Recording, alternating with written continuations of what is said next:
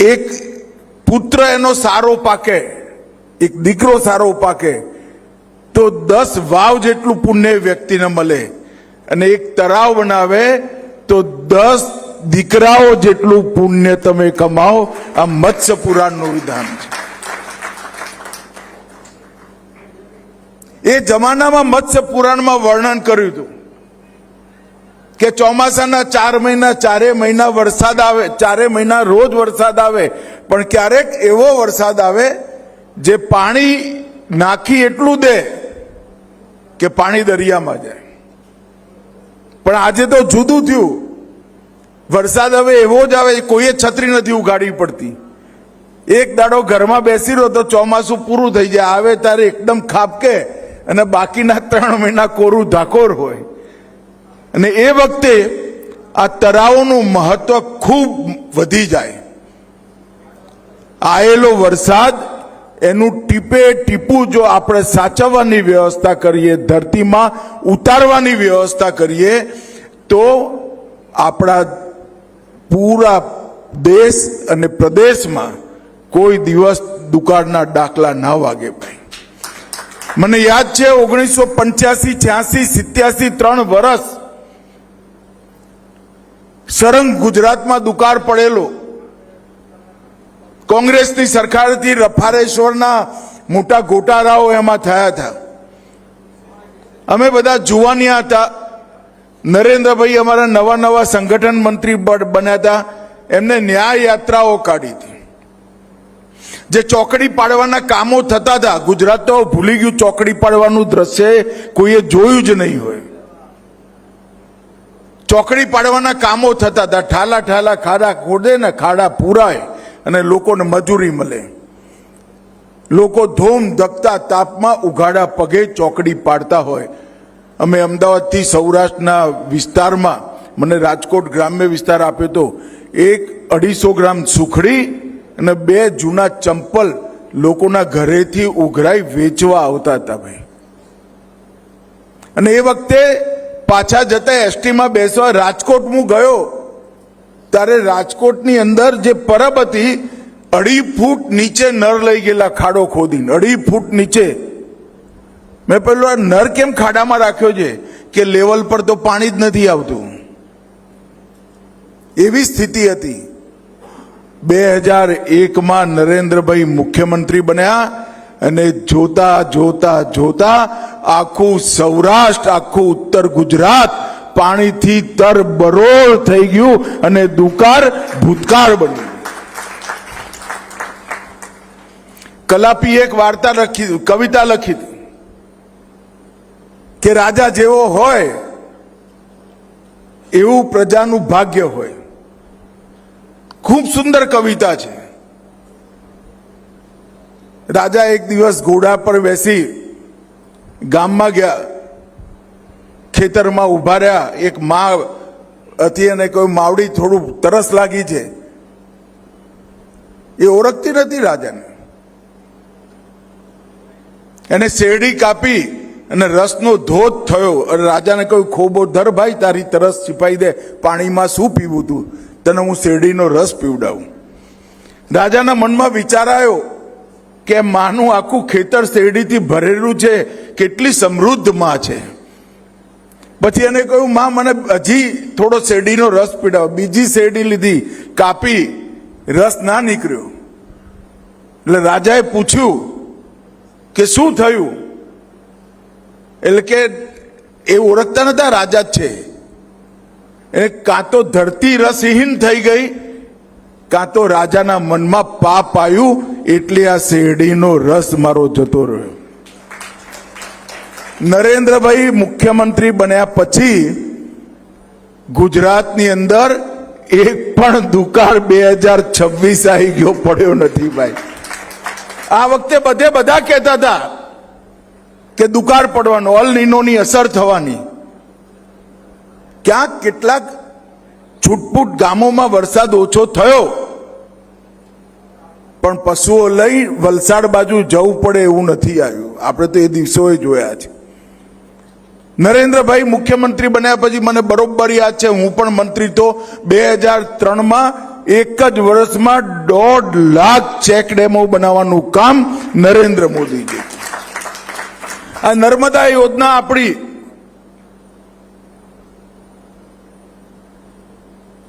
1964 એનો ભૂમિપૂજનનો પથ્થરો જવાહરલાલ નહેરુ મૂકી ગયા હતા. 64 મારો જન્મ થયો. એના દરવાજા નરેન્દ્રભાઈ વડાપ્રધાન બન્યા ત્યારે ખોલવામાં આવ્યા અને નર્મદાનું પાણી આ તો સમગ્ર સૌરાષ્ટ્ર, કચ્છ, ખાવડા સુધી પહોંચાડ્યું. પાણી વધતું હતું તો સૌની યોજના બનાવી અને વધારાનું પાણી સૌની યોજનાના માધ્યમથી સૌરાષ્ટ્રના ડેમો અને સૌરાષ્ટ્રની નદીઓમાં નાખવાનું કામ કર્યું. 10,000 સરોવર ઉત્તર ગુજરાત, મધ્ય ગુજરાતના નર્મદાથી ભરવાનું કામ કર્યું અને સવજીભાઈ જેવા કેટલાય લોકોને પ્રેરણા આપી સેંકડો તળાવો બનાવવાનું કામ નરેન્દ્ર મોદીજીના નેતૃત્વમાં. વડાપ્રધાન બન્યા, જલ શક્તિ મંત્રાલય એની રચના નરેન્દ્ર મોદી સાહેબે કરી. જલ એ જીવન, અનેક સંતો કહેતા ડાયરા કર્યા, પણ સરકારે જલ શક્તિ મંત્રાલયની ક્યારેય સ્થાપના નથી કરી. નરેન્દ્ર મોદી સાહેબે જલ શક્તિ મંત્રાલયની સ્થાપના કરી અને દેશભરમાં જેટલા ડેમ હતા 1 રૂપિયો ખર્ચો કર્યા વગર ગાદ કાઢી સિંચાઈની ક્ષમતા 160% વધારવાનું કામ નરેન્દ્ર મોદીજીએ કર્યું. Drip irrigation system, sprinkler irrigation system,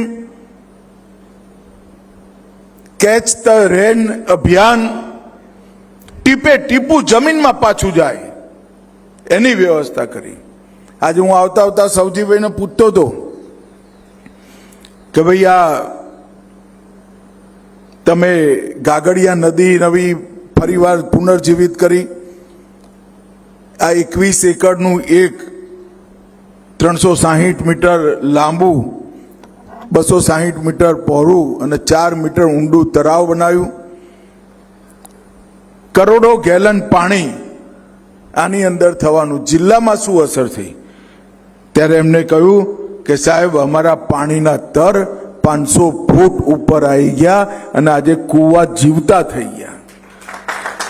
borewell બનાવવો ના પડે એવા પ્રકારની વ્યવસ્થા કરી અને 208 સરોવર એક જીવનમાં બનાવવા એ બહુ મોટી વાત છે. છતાંય નમ્રતા જુઓ ભાઈ. સવજીભાઈ કહ્યું મેં તો અરજી નથી કરી, મને પદ્મશ્રી આપી દીધો.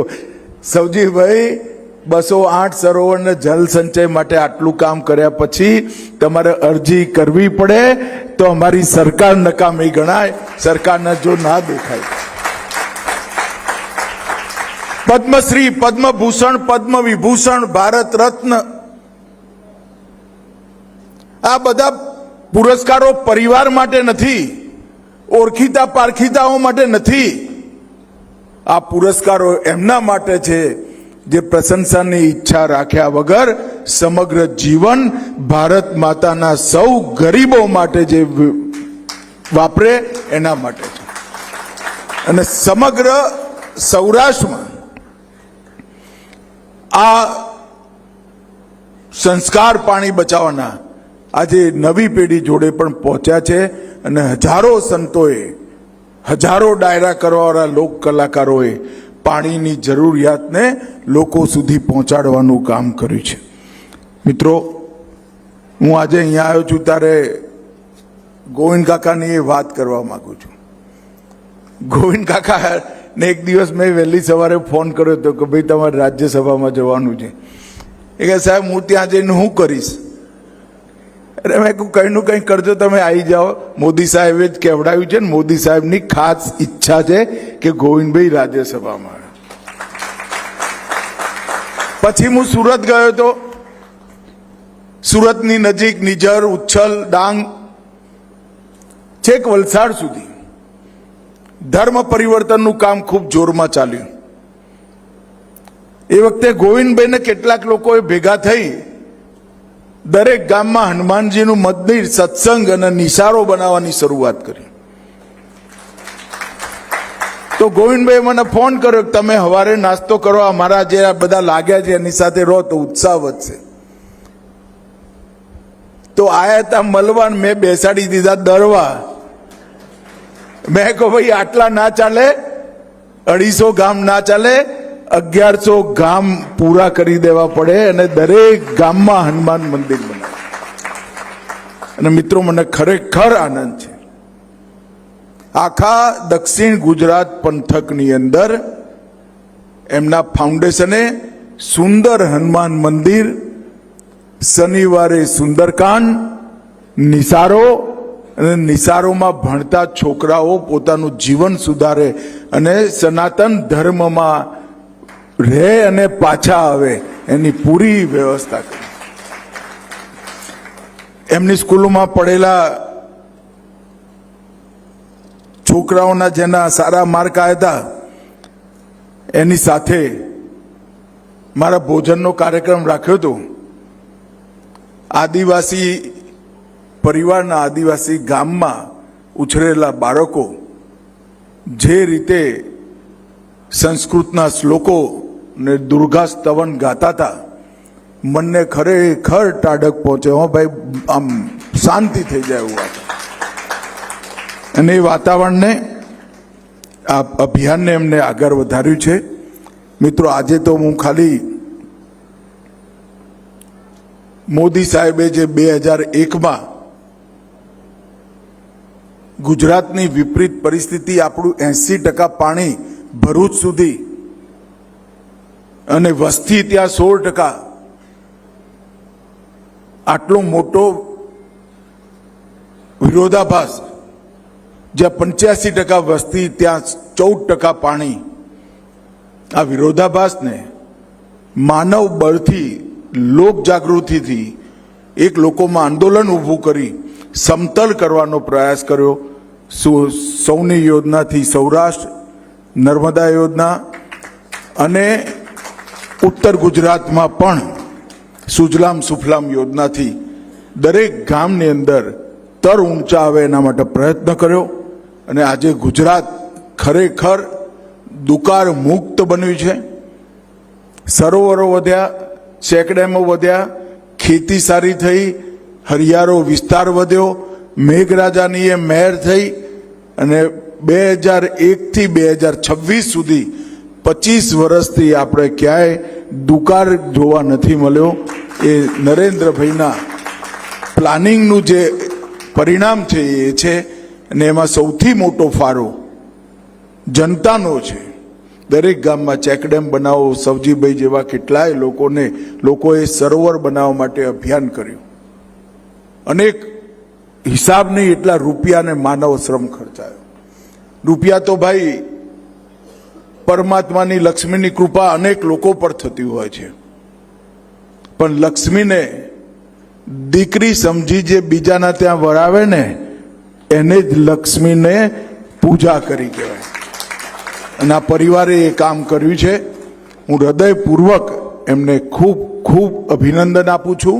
અને મને વિશ્વાસ છે કે આ પંથકમાં જે કામ થયું છે આખા સૌરાષ્ટ્ર અને ગુજરાતમાં એનો સંદેશ જશે. ભગવાને જેમને આપ્યું છે એ પાણી બચાવવામાં જરૂર લોકોની વચ્ચે આવી ખર્ચ કરશે, પ્રેરણા પણ મળશે અને લોકો પણ સામૂહિક જલ સંચયના કામોને આગળ વધારશે એવો વિશ્વાસ છે. ફરી એકવાર સવજીભાઈ, ગોવિંદભાઈ અને એમની આખી ટીમને, હરે કૃષ્ણ ફાઉન્ડેશનને હૃદયપૂર્વક ખૂબ ખૂબ ધન્યવાદ. આવા પ્રકારના વિડીયો તમને જોવા ગમતા હોય તો હોટલાઇન ન્યૂઝ ચેનલને લાઇક, શેર અને સબસ્ક્રાઇબ કરો.